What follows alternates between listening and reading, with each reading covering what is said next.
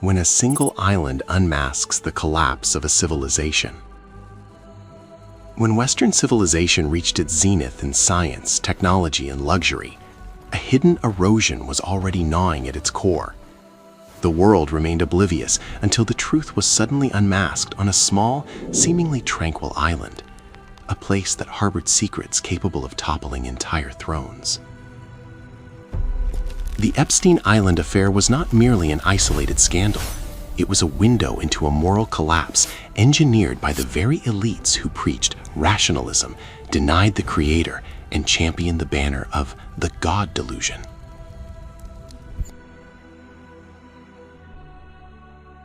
On that island, the slogans of freedom and equality crumbled the moment their reality was revealed.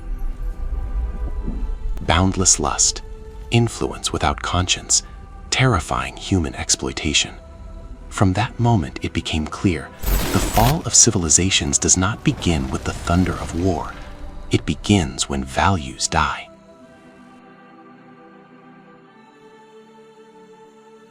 The world watched as America began to fracture from within, the law violated, democracy eroding into a facade, economic crises striking at the roots, and human freedoms trampled under the weight of predatory capitalism. We witnessed systems once presented as global models fail at their first true test, while European powers retreated, losing their prestige and stumbling under the burden of internal crises. Behind this scene, a question emerged that can no longer be ignored. Who is the terrorist, and who is the corrupt?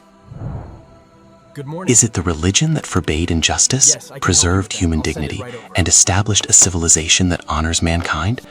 Or is it those who preached atheism while drowning in depths of depravity beneath human decency? Whenever man drifts further from his Creator, he is left to his own devices. The compass is lost, the spirit withers, and the intellect becomes a slave to desire rather than a seeker of truth. The world's greatest loss manifested when Muslims receded from their role. Humanity lost the balance that once kept it from plummeting. It lost a civilization that harmonized science with values, power with mercy, and will with purpose. In its absence, the world remains caught between immense material progress and an immense spiritual vacuum.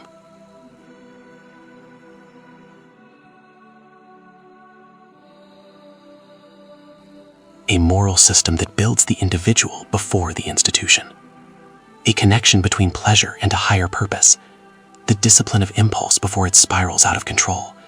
A justice that protects the weak before the strong. Meaning that precedes matter.